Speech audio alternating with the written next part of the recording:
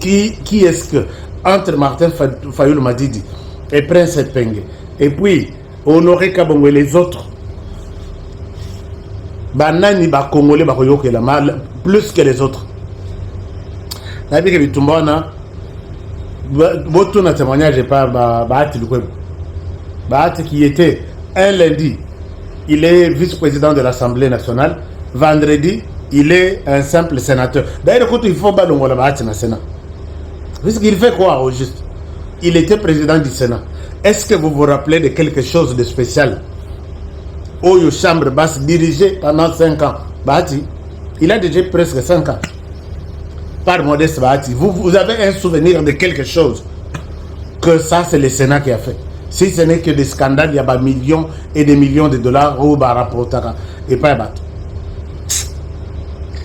Alors, donc, félicitations à FARDC pour cet accord.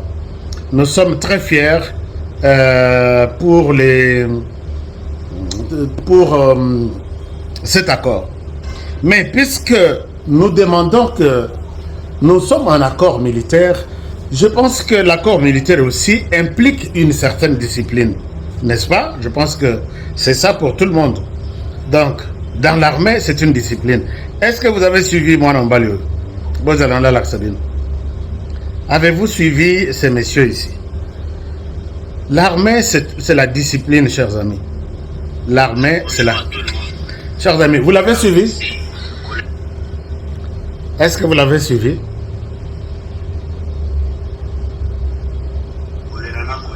Passe na passe. Asuda FARDC bangoye libito bimana kamina promotion konga tuzaka talaka mundu ki yango baduta ya kundila ka mboka tuboyite to kundila soka mboka tuzukundela na biso mboka to na biso bien to kunda mais eloko moko to singa na gouvernement. Souviens-toi de nous. Souviens-toi de nous. Ce que Tali Libanda qu'on a Kinshasa, Gérard lui a bien, Gérard la Tagitoko, Gérard la bien, Gérard Tambo la bien, Gérard Zambongo, Gérard Zoba Prime, mais ce que Tali Biso na Zamba, a été lui exalté. Depuis la suite 4 ans, tout ça il se dit 3 mois, tu lui as raté. Tu remets au lia biloko, t'as la biloko de Zolia. Est-ce que pensa biloko soda gouvernement Zolia? Alors. Tali rebelle à Zolia bien. Alors,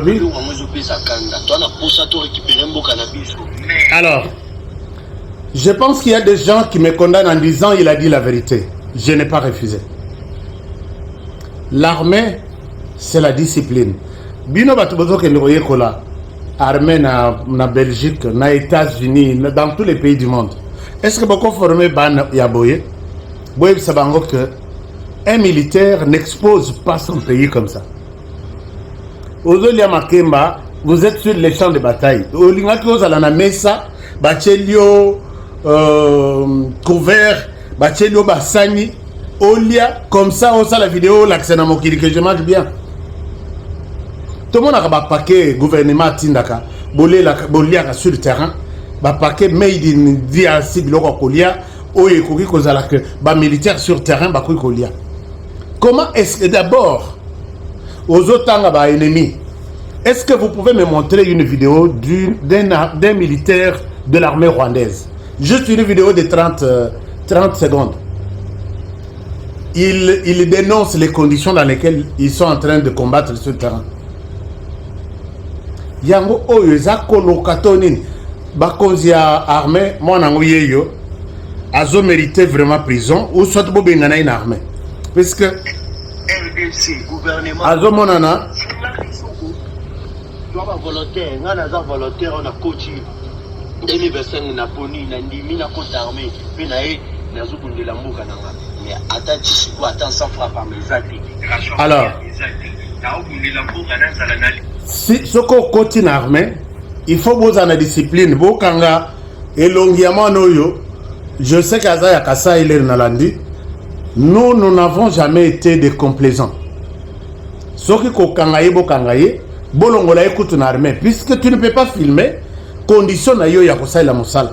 Toi tu crois que tu es le seul militaire qui souffre sur le terrain? Banguna oyebi combien on les paye? Mais vous êtes quand même, on pense à vous, on vous donne des primes sur le terrain, vous n'êtes pas en retard. Avez-vous déjà vu une vidéo de 30 secondes?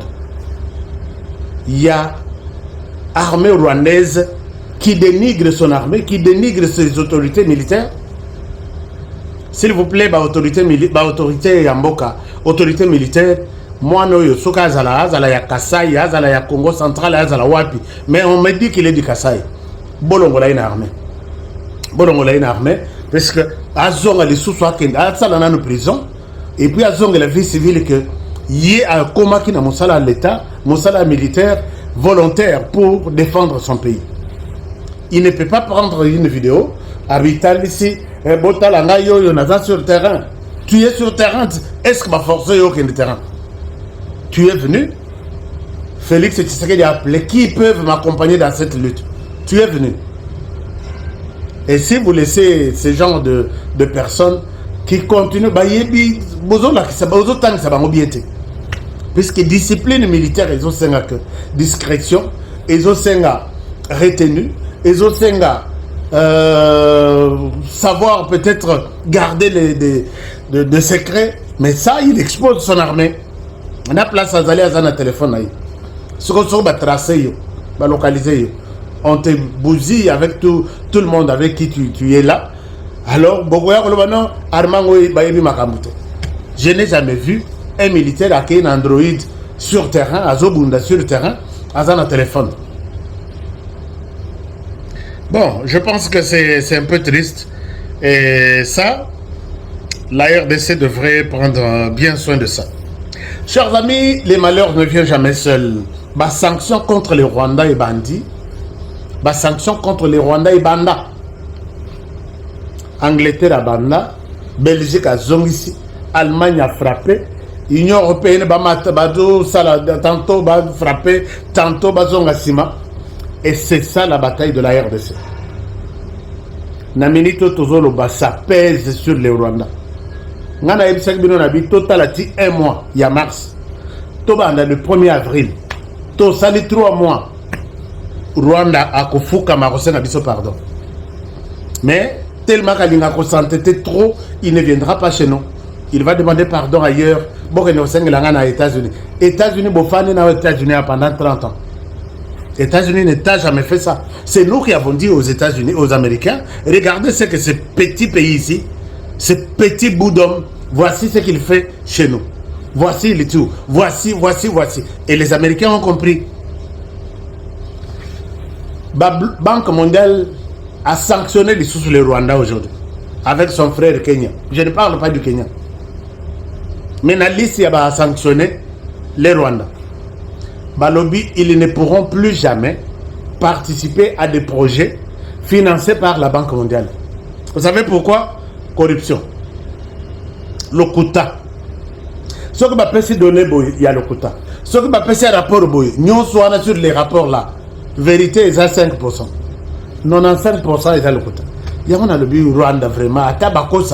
Zalaka paye Nabato. Il ment tout le monde, il ment tous les pays, il ment tous les âges. Donc, Rwanda peut se retrouver devant un enfant. Au lieu de lui dire que je t'amène un bonbon, moi, la mouké, ange qui ne connaît même rien, Rwanda peut le mentir. Alors, Banque mondiale, a communiqué. Rwanda, désormais, Libanda et Massano, on ne s'occupera plus jamais de toi. Tous les projets financés par nous, on vous a laté. Pourquoi? Puisque le quota est le Kyo. Et maintenant, avec tout ce qui est arrivé ici, toutes les institutions financières internationales, rapport à Rwanda. Attends. Bon, nous rapport. Est-ce que le Rwanda nous a dit la vérité? Rapport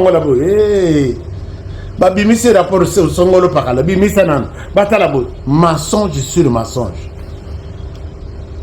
Bazan discours de terre.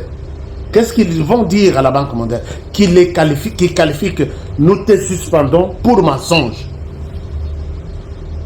Et voilà là où le Rwanda est parti. Ils croyaient nous mentir seulement. Ah non, RDC, toi tu sais que tu veux parler de la guerre. Toko tike la yon zela ya guerre, mais to buki yo nanzela musus. Toke kuta na liboso, yo ke nanzela ya guerre. Biso toke nanzela na biso musus. Toke nanzela mususu, et on se retrouve quelque part. Yo zo pa usama ya miso, yo mutozana minduko zo pa usama ya miso. Paul Kagame, il faut avoir du respect envers les gens qui ont vécu. Notamment Félix Tshisekedi. Chers amis, c'est cette génération dont je vous demande toujours de laisser un commentaire. Je suis de la génération Fati. Génération Yonanga Totsimbi Mindukite, mais toujours les Lisabat. Banque mondiale à Otokocha, Molongo, une ligne rouge ou une croix rouge sur les Rwandais dans ces projets. Nini, on a découvert des mensonges des années et des années. Na Kenya. Pays na bino lala kindenge nini na mukindenge nini na souci ya koluka koyeba mazali koleka à l'est de la République démocratique du Congo. Donc nous sommes très ravis de vous revoir encore na chaîne de référence Tabino Dr News. Salut également la famille Moulele. Bango bazo bimisa écran munene. Mama Abiba Moulele. Ya bimisa ka TV munene pona ko sunga ba congolais nyonso bazala informé na makambozo le kana République démocratique du Congo. En tout cas, kuchapo pa nayo Mama Abiba Moulele et la famille Moulele. Na pesi ba congolais nyonso mbote. Papa na ngai mbo Paul yanganda mbote na yo. Ba congolais bisika nyonso bozwami, nous sommes très ravis ya ko partager na bino les actualités politiques ya République démocratique du Congo. Na memeli bino nini na tongo oyo. Bandeko ba congolais na kozala lelo beaucoup plus spirituel. Bo supporter langage nanga lelo. Lelo na koloba ndeti bantoma. Je serai beaucoup plus spirituel. Ah, on a zolo bana bino moto epeli na Bukavu. C'est depuis hier. Moto epeli na Bukavu. M23 et Panzani ya kupanzana. M23 et Panzani. Ndenge na zo ebisa bino aw. M23 eza ya kupanzana. Paul Kagame cloué. Kagame ba cloué ye. Bande konangai, les États-Unis d'Amérique haussent les tons. Ba mettre Museveni na William Ruto en garde pour la makambu ya République démocratique du Congo. Qu'est-ce qui se passe au juste bande ko ba congolais? Ba papa, ba mama, bande ko nyoso ba congolais oyo bazwili bako ya koyamba biso, to ya kolamba biso, ya kolanda biso. Boyebi coutume tozalaka nango na mboka na biso to na pendant que tozalaka ba information na biso. Coutume na biso ezalaka ya yambo banda kotsa ba j'aime. Ote ba j'aime, au commenter, au partager pe ba lien. Tango zotsa ba j'aime, yebisanga place ozolandanga. Obika kende kuna zolanda o place boye. Ndeko na zolanda o place boye. Obadi kotsa ba j'aime, to aimer, to commenter, to partager pour sécuriser notre direct. Donc na lobi na bino je serai beaucoup plus spirituel lelo. Bandeko to bandi mama ya likambo na biso. Peuple congolais, peuple de Dieu, comme je l'ai toujours dit. Bandeko tozalaka na ba monde mibali. Na lobi lelo je suis beaucoup plus spirituel par rapport ya makambo ezokomi la Kagame. Donc Kagame penako akomi na suka. Akotaki réunion lobby. Bokoyeba makambo Kagame alobaki na kati ya réunion.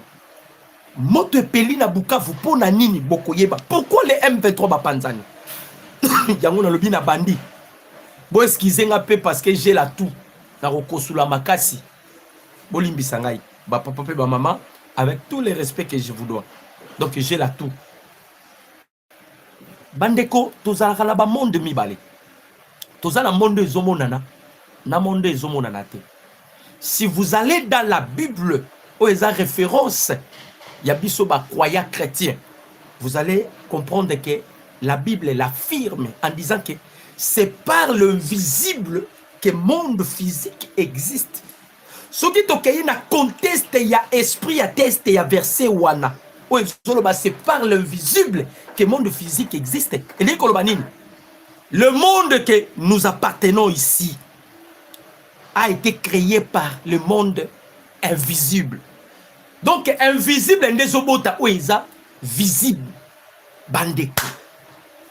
Kagame yeba kite. Bandeko ba congolais, ce que je vous dis est vrai.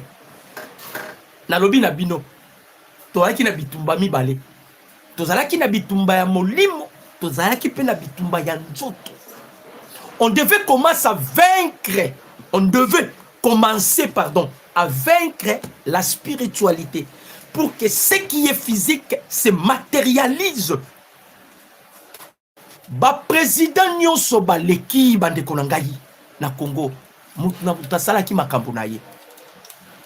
Mais quand le président Tshisekedi est venu au pouvoir, Aiki Kokuta déjà l'ombre à venir, il y a empire Imatuti parce que cet empire est zalaki déjà. Mais zalaki en ombrage et bandai kobimate. C'était l'ombre à venir.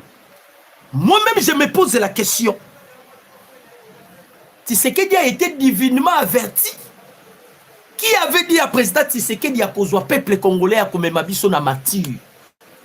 C'est ça la réussite. Na ope sabino le plus grand secret.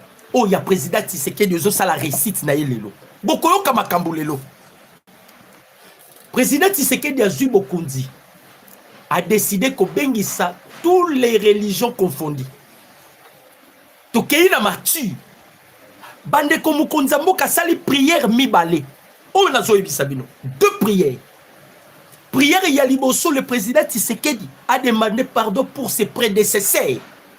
Prière Yami Balé. Le président Tshisekedi a yebisi Nzambe. Et Salamina Martyr. Patrice, frère Patrice témoin. Ba Mike Kalambaï, ba pasteur Ebele, pas témoin.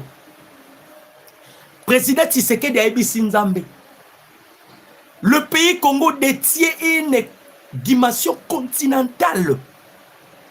Superficie à 2 345 410 km².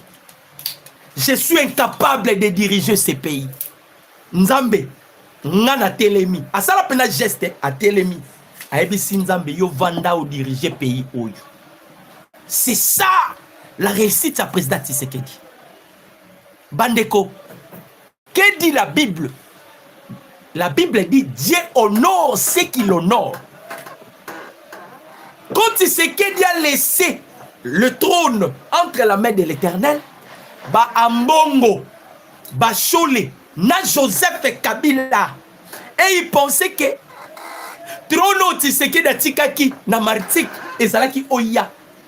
Or Tshisekedi a kendaki na Romain. Romain or Tshisekedi a kendaki c'était Romain 13. Offrons ton corps comme un sacrifice vivant. Donc Tshisekedi a pris son corps. Alors binzambe zwanzoto oyo ezala sacrifice yo yaka oreni na nzoto. Nabi je serai beaucoup plus spirituel parce que to komi siko na terrain. To komi na suka. Fo boye ba makambo oyo. Bandeko ba acte nyonso to posaka sur le plan physique et significatif sur le plan spirituel. Bah acte tout oh mon akamta posaka physiquement c'est significatif sur le plan spirituel. Bandeko nanga quand Tshisekedi a dit à Dieu Nzambe kita vanda boyoka ba retomber tango président Tshisekedi a Nzambe kita vanda Tshisekedi azwaki nzoto na ye parce que c'est lui qui incarne la RDC.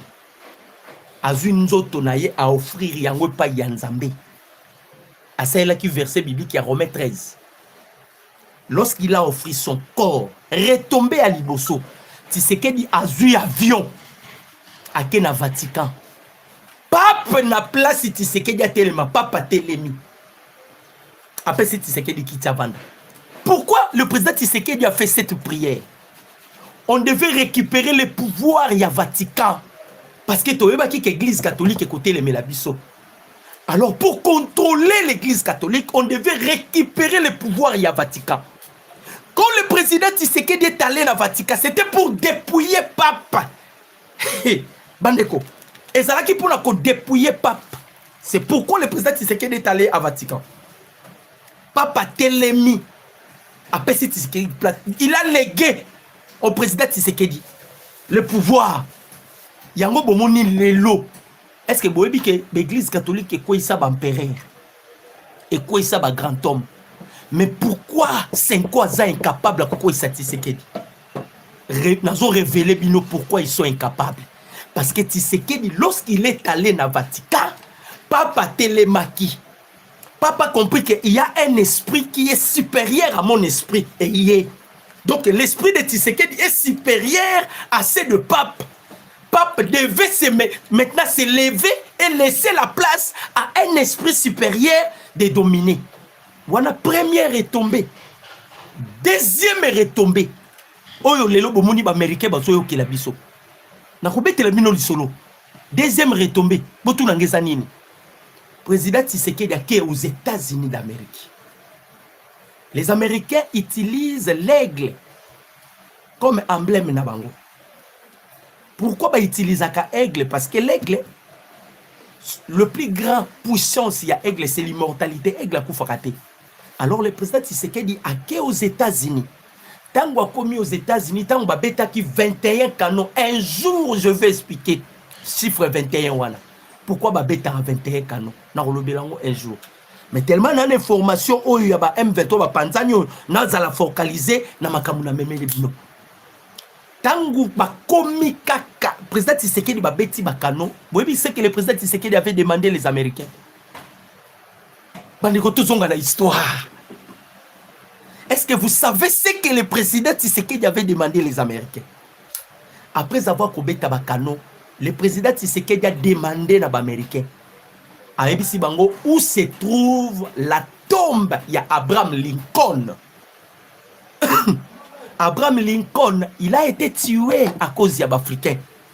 Parce qu'il a défendre les Africains. Quand le président Tshisekedi, il savait déjà la mission. Mais avant qu'on réalise la mission, il faut réunir tous les éléments qui sont spirituels. C'est ça. Voilà pourquoi il faisait des voyages, il multipliait. Pour ces alaki, na réunir les éléments comme ça, la spiritualité dans les alikolo. Le président Tshisekedi est allé à Yébissi américain où se trouve la tombe de Abraham Lincoln. Les Américains ont mis la tombe d'Abraham Lincoln. Sans tenir compte que le président Tshisekedi a un pouvoir, il y a qu'au dépouiller, de récupérer le pouvoir. Il y a aigle. Grâce à la tombe d'Abraham Lincoln, Ndesko Tshisekedi a zongeli Kagame. Bandeko, tu ne peux jamais contrôler ce monde physique si vous ne maîtrisez pas la spiritualité. Oh non, yebisayo congolais. Pour que tu contrôles ce monde physique, vous devez maîtriser ce qui est spirituel. Or, la spiritualité est un terrain le plus glissant. Ne comment tout nanga pona nani nani ya nanga bakangi tobeta lisolo ya Yannick Kisola ba transféré déjà na Rwanda Yannick Kisola d'ailleurs na betango pour tozonga ce qu'on a actualité Yannick Kisola ba suspendre aza dirkab yananga Yannick Kisola ba suspendre pour nanini. Il a abusé d'une fille qui s'appelle, moi on connaît Yolande, si c'est Yolande comme ça, a violé touti Yannick Wana. Wana nyo se ba retomber à trahir mboka na yo. Batela qui est ba caméra et pas ba Rwandais. Imaginez-vous, OK, qu'on violé touti na territoire na bango. Otomona li bato ba bandoki. Je m'excuse. A qui violé tout na territoire ya batuti. Ah nazolo banabino ba escorter d'urgence na Kigali. A qui mbangu na Rwanda. To akutu na dossier wana te. Dossier to anango eza ya Paul Kagame. Bandeko, accepterez-vous que Kagame akutana président Tshisekedi na ba commentaire na bino si vous accepterez boko melanga. Kagame akoti réunion lopi. Oyebi ke ba outi Solange, merci Germaine. Cette femme c'est Solange. Oyo Yannick Wana Chisola a violé eza Solange. Eza Yolande était. Je m'excuse. Na kangama mingi na Yolande po na tumbara Yolande makolo wana fort kombo na ye Solange. Oui. Na lobby na bino accepterez-vous que Paul Kagame a na président Tshisekedi parce que Kagame a commis Kagame maintenant porte na ye tikali ne Tshisekedi pour votre information. Porte ya Kagame et tikali président Tshisekedi. Donc si président Tshisekedi dit que Bon, Kagame na limbisi yo, makamunyo sosili. Maintenant, on va vous demander, accepterez-vous que le président Tshisekedi akutana Kagame? Pona nini na lobby bongo? Paul Kagame a côté réunion lobby. A côté réunion, a episi batunaye. Oyo toa tozu eza dernière chance. Parce que makambo salami le 17 le 18 babenga ki na ba démocrate ba côté la Kagame. Babenga ki na ba sénateur. Babenga ki na ba républicain, ba bi bozala ba j'aime, bozala ba témoin. Ba Rwandais ba décider ba retirer ba mesure défensive na bango. Ba décider ba retirer ba troupe na bango. Maintenant le Rwanda a yebisi ba osenga ba américain. Est-ce que ndenge to bima boy? Tshisekedi a kosala biso guerre te. Wana ba osenga ba américain. Vous savez pourquoi ba osenga ba américain bongo? Le président Tshisekedi devant les Américains Lobaki, pour que paix côté à Libéla, il faut justice transitionnelle, il faut justice sociale, il faut ba union sur basala ba crime, basala poursuivable na ba crime na bango. Alors Donald Trump si ayebisaki Kagame, ayebisi Kagame ba union sur ba bomi na Congo. Mouta Rosala épargné Rosala, c'est-à-dire bazongeli convention il y a 1948. Alors na réunion Kagame koti lobi. Nandenge bazo mona déjà bana ya biarima na bazo sala ba vai zevie, ba vai ke vai. Ndenge ba moni ke ba nyamurenge mususu ba ke kokuta na Evariste Ndayishimiye. Et c'est trouble na Kigali bande ko ba congolais. Trouble na Kigali. Kagame na réunion Bandeko, ato wangana ki liboso batu no konzima. Kagame aoyebisi batu na ye, on a tout fait ce qu'on devait faire. Mais, bamindele si baponi, nani, baponi déjà pion na bango. Bamindele si baponi pion na bango. Maintenant, nous devons faire en sorte que l'Union européenne est s'imposer, pardon, l'Union africaine est s'imposer. Bakutani sangaina nani na Tshisekedi. Tshisekedi va me garantir. Ngai na retirer ba mesures défensives na ngai. Na retirer ba troupes na ngai. Na retirer ba troupes na nga. Merci Alain Moloto. Je travaille toujours avec Alain Moloto. Tala moi la moi sangoye. Oh Yannick a abusé na ye wana. Bomoni hein. Moi la moi sangoye wana. Bon, Yannick a dit la vengeance, ne bango ba sala pas bande ko na biso basi. Yé pas nga sala ko pas rwandaise mais pour les amabe. Ba tela ki ba caméra, ba biloko nyonso tout consort. Donc à l'heure où je vous parle là na Kigali.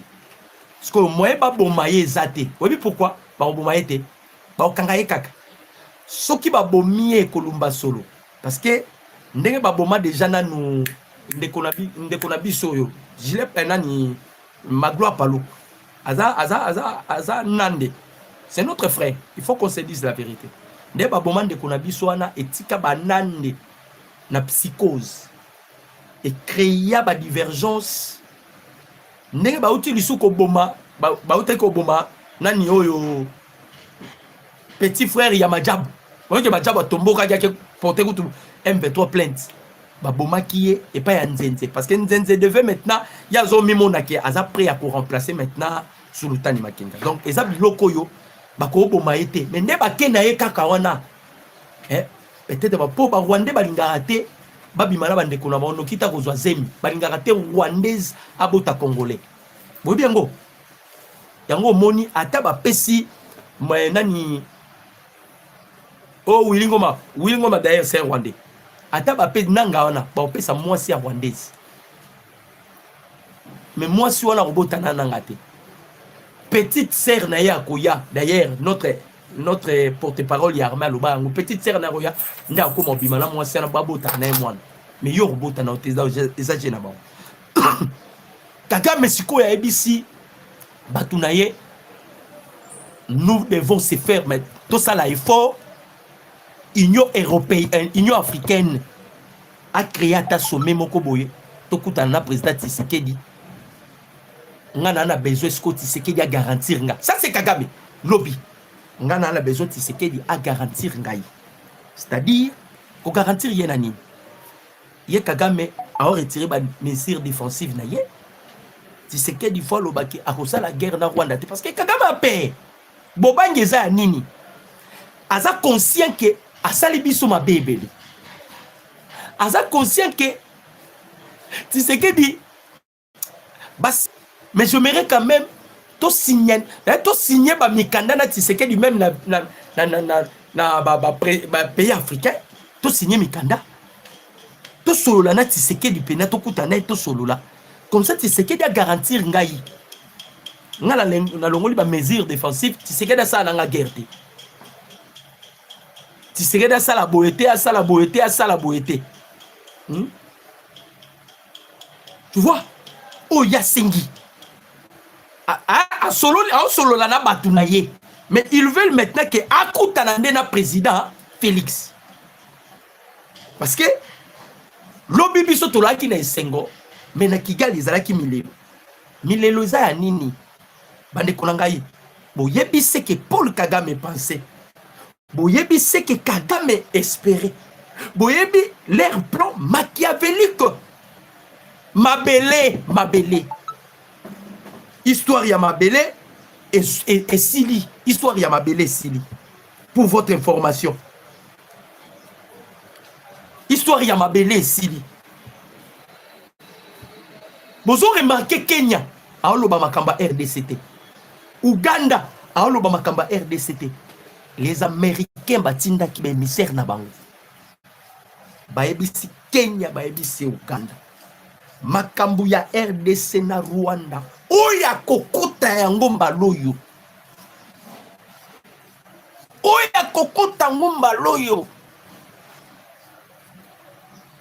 les États-Unis ne les pardonnera pas wana baebisi Kenya baebisi Uganda bon mona ke Museveni silence radio nanyo William Ruto silence radio babendi bango matoyi balobi c'est lui qui va intervenir parce que les Américains ba okende ba c'est la Kagame non Kagame a signé mikanda ezalaki verbalement te bandeko ba congolais ce qui dépasse attendement ya Kagame comment Tshisekedi a séduire ba américains et les Américains ba comité na niveau oh nyoso Tshisekedi azoloba bazoyoka ye papa na Simon na ozonga l'information na répondre papa Simon komelingai ouvrir ndenge nini papa information la mutapesa yango Steve Wembi ya ouvrir kimia ya kitoko na bisi bino Bukavu en fait tokobeta li solo boyeba pourquoi Bukavu est en fait ouvrir kitoko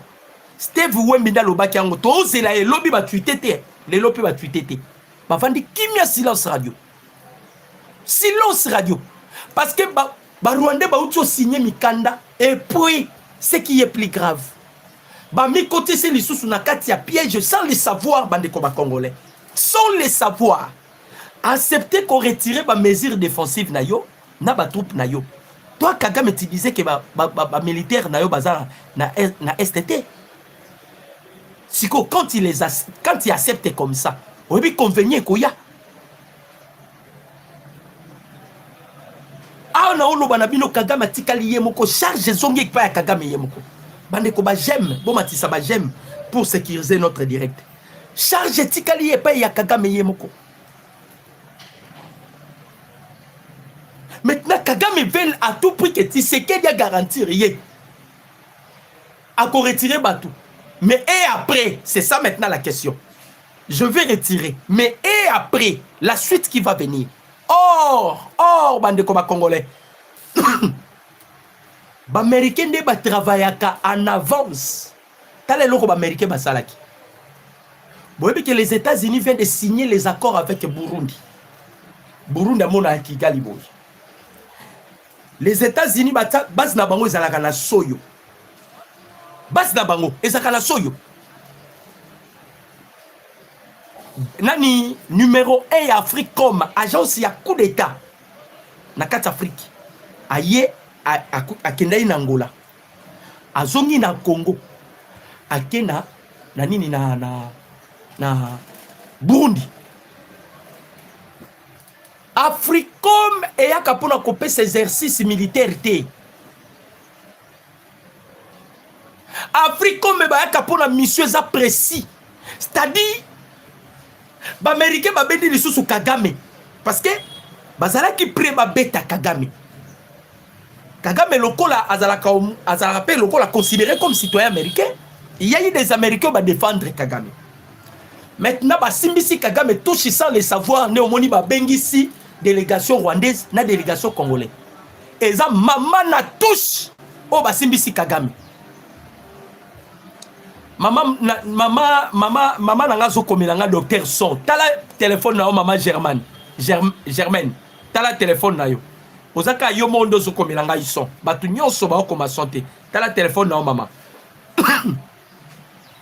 Sikoyo basimbisi touche basimbisi ezanini nde babengi Kagame babengi batu na ye bakei basigné tous les témoins bazalaki wana. Sikoyo soki kaka Kagame a retiré ba mesure défensivité soki a retiré te Africom aza déjà wapi na nini na Burundi. Africom azali susu wapi bande konanga Africom azali susu wapi azana na nini na Burundi azali susu na nini na wapi nani azana Burundi Angola ndambu na bao bakotaki na Tanzanie. Donc makambo ekomi déjà mabekoleka makambo ekomi mabekoleka. Maintenant problème est nini balinga babenda Kagame te mutaliboma ana munduki pona kobotola ye munduki faut ko multiplier ba effort parce que Kagame mimoni déjà kwei na kati ya libudu nde Kagame lobi à côté réunion d'urgence ne omoni na tuni bino vous allez accepter que le président Tshisekedi bakuta na Kagapo porte moko Kagame akuta tikali nango na minute c'est Tshisekedi porte moko oyo Kagame akutani nango na article nango na minute c'est le président Tshisekedi. Si le président Tshisekedi a cédé, je vous dis le sort de Kagame est déjà scellé. Bandeko ona olo banabino Dieu m'est témoin. To bandaki na Kagame na molimo. On a commencé par l'esprit. On a dépouillé le pouvoir de Kigali. On a dépouillé la puissance de la Senko. On a renversé des lois établies. On a balayé, écrasé pouvoir na bango nyonso. Na ba rituel o ba sala na nini na Mwanda. Na huile de Mateba. Tous ces rituels, on a détruit ça. Toutes ces incantations Kabila Tikaki. Le président Tshisekedi a balayé. Ce n'est pas le président Tshisekedi, mais c'est la main de Dieu. On devait contrôler premièrement ce qui est esprit pour dominer ce qui est physique. Et le président Tshisekedi en a exercé. C'est ça le problème. À côté réunion. Pas si eza nini. Pas si. Kagame se pose la question. Akosuka ndenge nini na bananga.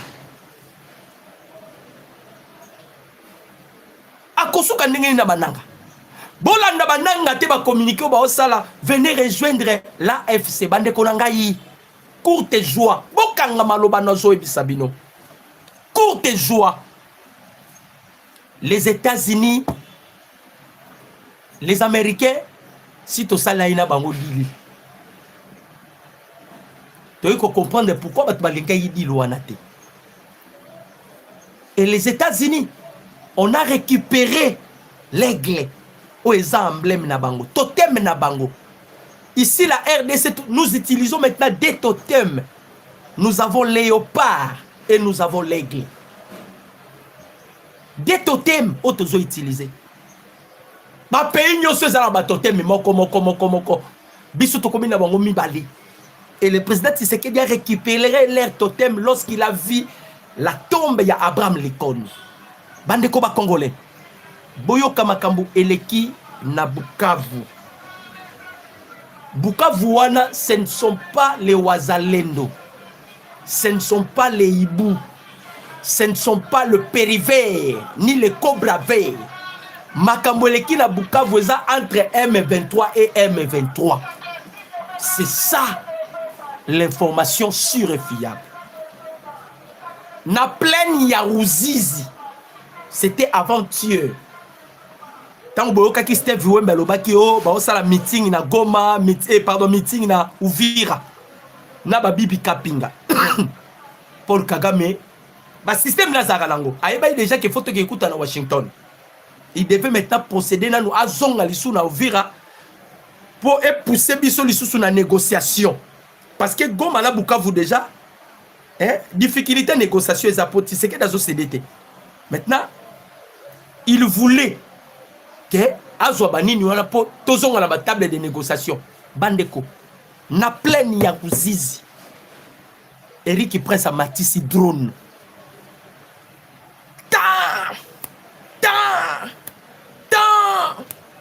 Siko ba onyo so bazalaki na plaine ya Ruzizi bakimi. Ba misusu na Kamanyola. Pour trouver bando matati kota Kamanyola. Ça risquerait. Moto kota na Kigali. Baye kozonga sko na Bukavu. Tant baye kozonga na Bukavu. OK. Baye M23 musu bazana ba arriéré, ba futa makate, salaire ezate. Biloko akolia ezate. Bato bazo futa makaka, ce sont que des Rwandais. Nde babandi ko bomana bango na bango. Ozoka masasi boye bango na bango. Pa bakonta rande ko pa bango na bango. Bakomi ko bomana bango na bango. Bandeko. Aïe aïe aïe aïe aïe. Congo yo. Président Tshisekedi avandaki. À réfléchir. Qu'est-ce qu'on peut faire pour étouffer l'avancée significative au Yoyabaya M23? C'était pas facile. Vous venez de Bandeko Yambango. Non, ben déjà, on a retoussé Bolimbisanga. J'ai la tout. Ne Bandeko Yambango. Moukonzaye kozwa option. Toko détruire ba carré minier nyonso. Parce que carré minier des alaki source. Il y a des trocs au Bandeko Sala. Il faisait des trocs avec des minéraux congolais. Hein? Il faisait des trocs avec des minéraux congolais. Oh! Pour faire une rébellion.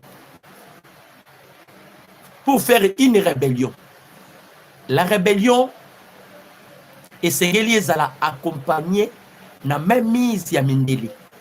C'est-à-dire, ba Mindele batsa misolo na bango. Pour que rébellion est en alors, ba Mindele ba kokai kota misolo, ils sont en difficulté parce que l'Europe est en faillite. L'Europe est en faillite. Comme l'Europe est en faillite, ba globaliste bangonde bataka misolo, baza sikoyo bloqué. C'est alors le président Tshisekedi a utilisé cette arme. Bobanda ko détruire ba carré minier nyonso. Et loko bomoni to koti si trouble et pas banani ba M23. Et loko bomoni to bomeli bango. Bandeko. Mongo ezati. On va pas te donner des armes. Avant qu'on vous donne des armes, vous devez faire des trocs. Skoyo, bisiko nyoso bande ko contrôler ba mine wana nyoso. To bande beton ba drone. C'est-à-dire, on a utilisé moyen moko ya ko bloquer ba maduso nyoso côté la kabango mbongo pour nous permettre ya ko renverser bateau. Ah, on a zo ebisabino les M23 oui.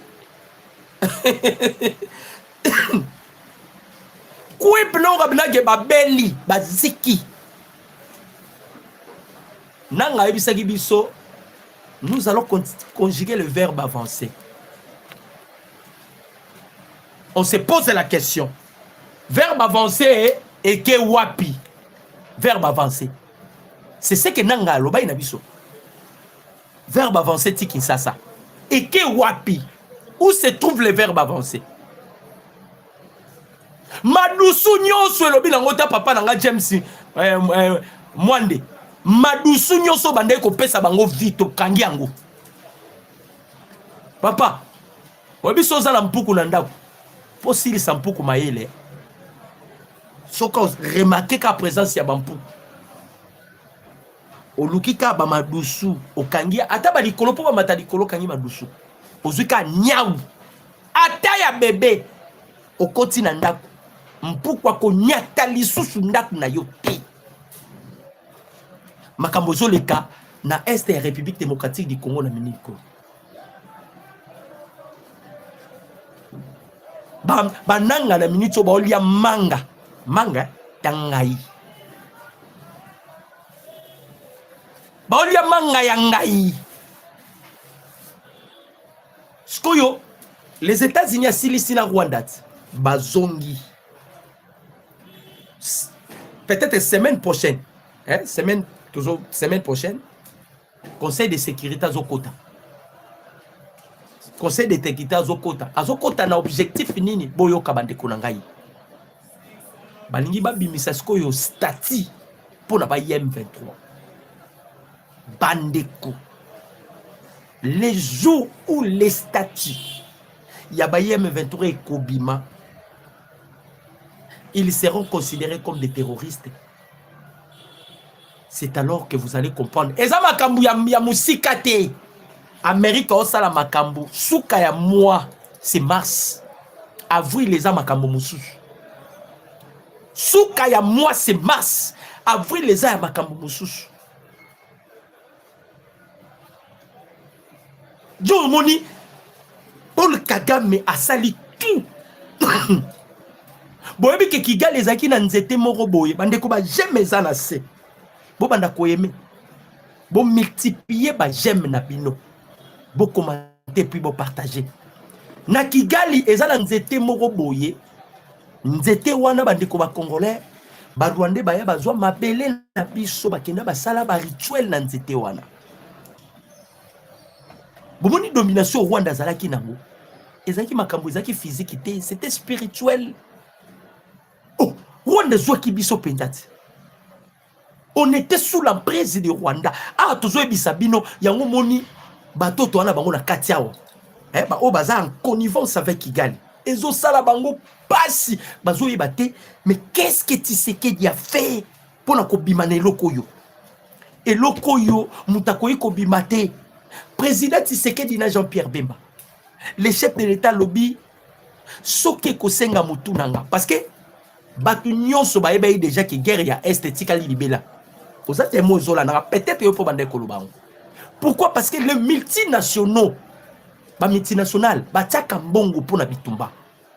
Awa ba multinational ba obimisa su mbongo te.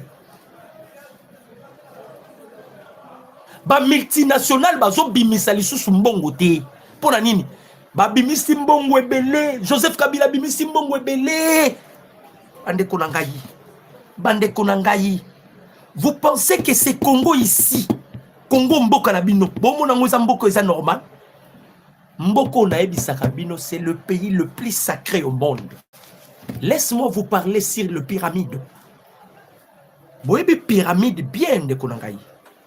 Pyramide eza lokola identité ya Afrique. En soi, pyramide eza symbole ya unité. Pour ba mindele ba matela biso, il devait détruire pouvoir ya pyramide. Ah, on a bisabino, il y a la reconstruction ya pyramide.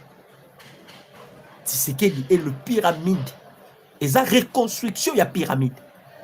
Afrique comme Libanga. Afrique Liban. Donc, Nengeza Boye, imaginez Kagame. A komi ko senga Tshisekedi a pesa ye, Tshisekedi a garantir ye. Soka otake Rwanda te. Ah, Kagame. Toi, tu as dit à Tshisekedi, na koyi ko enlever yo. On attend nga oloba bongo. Tumba Biamunda na Oya zo seka chef de l'État. Il pensait que Tshisekedi c'est un homme ordinaire comme ça. Dans la réalité sur terrain, Kagame Asili Mayeli. hypothèse à FDLR ba ebisie papa yo banda nano parce que eza ba étape eza ba étape par étape eza ba étape par étape tala ba aventure c'est monsieur ici bon mon moto il s'appelle Michel Mocario et pardon Michel Mocaria. Il s'appelle Michel Mocaria. Aza un ancien protocole du maire de Goma sous l'administration de Kiabuya. Nani Kubuya Ndoele. Et ancien chargé de la jeunesse katumbiste au sein du parti Ensemble de Moïse Katumbi. Ce monsieur ici, place bananga ba okima. Bandeko. Monsieur, place bananga ba olinga ba bima. Ya okene komi kotisa. À qui rejoindre ba AFC. Membre nini ya Ensemble. Katumbi sala biso ba sentiment wa je ne suis pas d'envie avec Joseph Kabila. Je ne suis pas en vie avec Joseph Kabila. OK, Lukuta. Bazalaki di mèche. De mèche. Bazalaki de mèche. Batu bakutani saki bango posé zalaki. Basala front commun. Ba renverser Tshisekedi. Basala ba de wana eza basango. Basango de basale lokwan. Sikoyo awawa. Vous allez remarquer que Kagame ata basango ba olo balisouté. Parce que batali pendate na ba astre ba comprendre que masolo esili.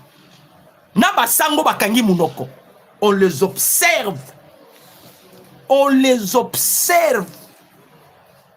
Botala ndenge mécanisme ko salima. Na makambo Kagame uti ko signer kuna yango akotisa ki réunion. Alobi a osala de na ba force na nyonso union africaine et convoquer moi sommet moroboy et permettre à Kutana Tshisekedi Kagame. Yoka étape ya liboso. Oyo ba signer kuna. Le Rwanda retirera tous ses troupes jusqu'à Goma. Ya. Deuxième étape, le Rwanda retirera complètement de la République démocratique du Congo. Troisième étape, ce qui na Rwanda bimi, ne biso sikoyo. Toleki na neutralisation ya ba FDLR, oyo ye Kagame lobaka. Ba américain ba lobi boyi. O ba analyste ba américain. Ba lobi non. Oyo nanu ba américain de ba lobi.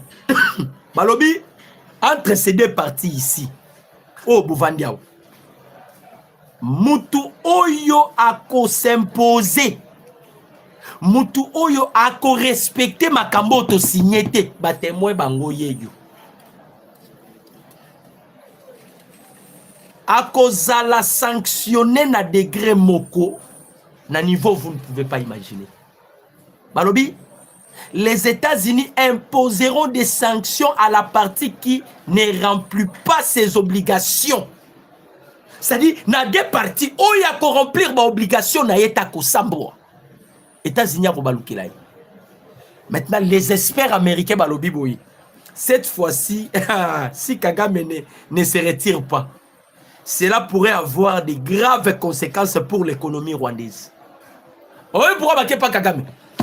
Parce que biso to signé na Esengo. Ah, bah tu n'as biso bazo signé na Esengo. Nous au moins, nous allons respecter. Mais tu dis que Kagame.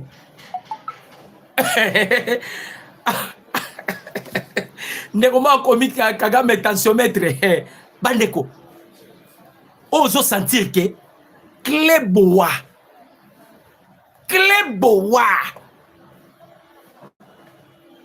Ako président Tshisekedi Nchosi. Talaka ndeto tingami Macron. Tobisi Macron soki kaka Louise Mushikiwabo aleki kaka na OIF.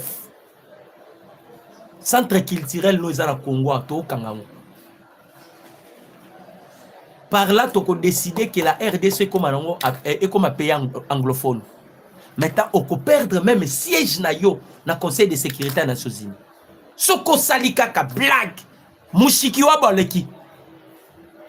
Louise, Batelier, Julien, Nani, ya Kassavu, il y a Lumumba ou Kassavu comme ça. Batelier, Moi, na Kassavou.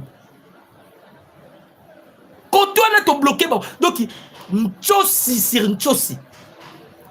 Bandeko. Bandeko ba Congolais. Awa. A utilisé les cas verbe tika. Parce que l'autre l'équipe verbe tika est na minute. Ambongo au moins ba tikit. Ba kia oh non. Tozo bimisa batu. To bimisa batu nanzela. Oro bimisa nani. On a déjà récupéré votre pouvoir.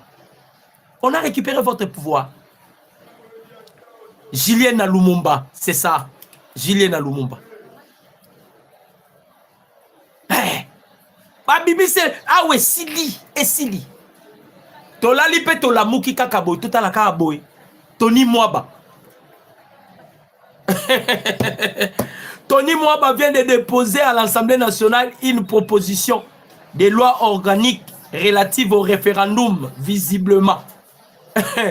Bande konanga. Référendum, moi, Webili Soloti. Changement ya constitution. Changement ya constitution. Bande konangayi. Ah, Katumbi. Kabila. Moïse Nyarigab. Nani misusu. Ruberwa. Nani misusu. Franki Diongo. Babandi au Simba déjà mitou. Babandi ko Simba déjà mitou. Oui, pourquoi ba Simba mitou? Langage la bango est commis. D'ailleurs, tozo balayer langage wana. Si c'est que denga sala royaume, ceux qui a tiki pouvoir, pour moi nanaye Antonio pouvoir, Antonio pouvoir. Tala bazangi argument. Argument liboso zalaki Tshisekedi a changé constitution pour tika la libéla. Et comme ils sont Tshisekedi denga zoapo ceux qui a longwa tika moi naye, ils n'ont pas d'argument. Ils n'ont pas d'argument. Nous voulons se débarrasser de na Rwanda. Quelqu'un m'a ça déjà cloué. Museveni ya meka américain ba bi koloba lisusu makambu ya Congo te. Batela kwena yo. Ah, mutu na mutu sécuriser pouvoir na yo. Mutu na mutu komi ko sécuriser pouvoir na yo. Na tuni bino question. Bozoka su William Ruto alo ba makamba Congo. William Ruto. Boyoka kalo ba lisusu makamba Congo. Boyoka ka William Ruto akosola ka lisusu makamba Congo. Les Américains ba bendiye matoyi. Tangu toebisaki bango.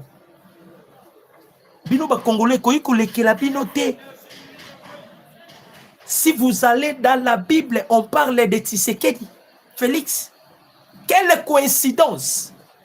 Si vous allez dans la Bible, on parle de Tshisekedi.